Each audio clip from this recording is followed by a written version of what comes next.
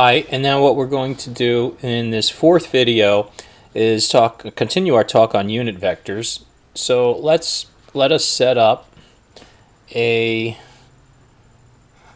coordinate system like this, and I'm going to call this axis my x-axis and this axis my y-axis. And remember from last time that we called unit vectors in the x direction I, and we called unit vectors in the y direction j. Suppose I have just a little side note. So here's a side note. If I have a vector, and I will just show a vector like this, and I will call this A, little arrow on top of it, so that's A, that's the vector A, and look at it, it's going in this direction, and it's got that much magnitude. Then twice A, vector twice A, might be shown like this, twice the length of what we started with. A vector 3 times A is going to be maybe 3 times as big as the original vector A, and so forth. If I have a vector that's a half A, it might look like this.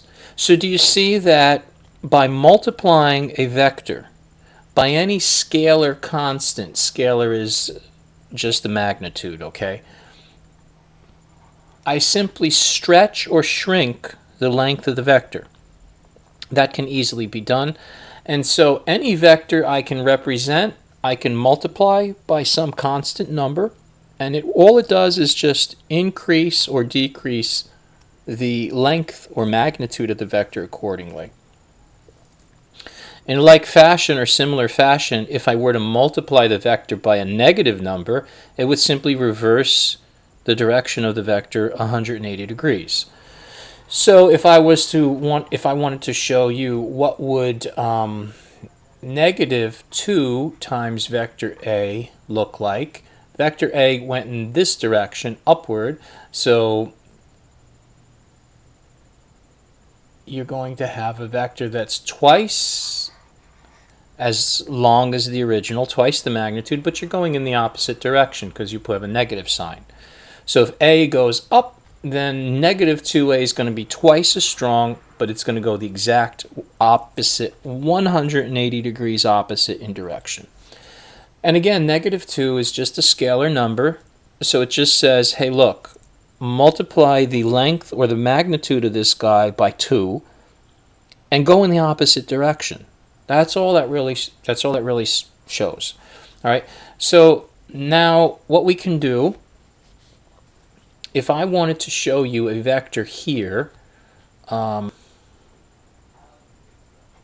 length 5 units, I could represent this vector here as a magnitude of 5 times or multiplied by my little unit vector I hat. In other words, here's my x-axis. A unit vector is a vector now. Remember, a unit vector is a vector that's on axis and it has a magnitude of 1.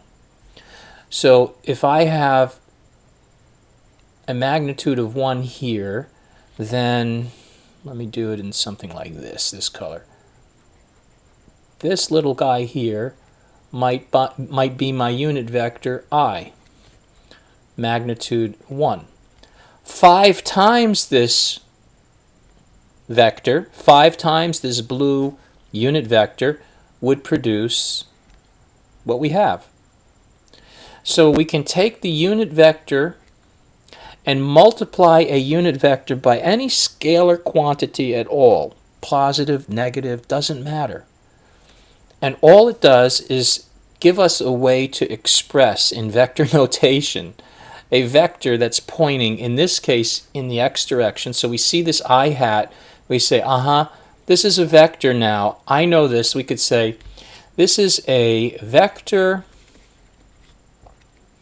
in the x direction.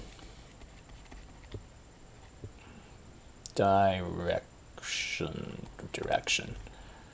Okay, in the positive x direction, right? Because there's a positive 5 here. Of length or magnitude of 5. You see that? Now, if I wanted to, for example, talk about something like this. What color? This one's good. All right, here we go. Something that's upward like that on the y-axis. So this axis is my y-axis. And I give this a length of, I don't know, let's say, all right, how about 6?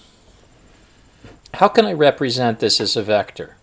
I can represent this as a vector and say that this guy here is 6 magnitude-wise. What direction? Well, it's strictly in the y direction, isn't it? So y, we said the unit vector was a j. I'll put a little hat on that to show it's a unit vector, meaning the vector j has a magnitude of 1, and it points, what was I using for the unit vector? This guy? Magnitude of 1, and it points upward in the y direction, and that we call j with a hat. All right, so 6 times this little blue unit vector in the j direction produces what we have in green. So it's another way of representing it. So if I wanted to combine this now, and let's do that here. I'm sorry about this color. I didn't mean to do that, but what are we going to do? This is my x direction. This is my y direction. And I want to add now 2 vectors. I want to add this vector here, which we said was magnitude 5. And I want to add this vector here, which is magnitude 6. I would get a resultant that would, let's do it in white here. I make a little box here, and this is my resultant vector. Let's call it R for resultant. And I could describe this vector as the resultant R is equal to what? Well, it's going to be 5I hat plus 6J hat. This is the vector representation for the resultant vector right here. In other words, R is the result of adding 5 units in the x plus 6 units up in the y. Again, just you would add them together using Pythagorean theorem, of course, but shown as a vector, you want to show your x component and your y component, and that's what we're getting at. This is the x component. This here is the y component. All right? And they're just shown as some scalar number in front of or multiplied by the unit vectors on those axes. So I hope this isn't too confusing. It takes a little bit of time to get used to, but if you look at it enough and you really read it and you go over it, it's really not too hard. And I think you're going to have a easy enough time getting this down and understanding it. It's nothing really new. It's just a little notation here that we're talking about All we're saying is that if we have two perpendicular vectors, the two perpendicular vectors can be added together and you get a resultant. How do you add the two perpendicular vectors? Well, you do the Pythagorean theorem, of course, to find the magnitude. You can find the angle in between the two with an inverse tangent function.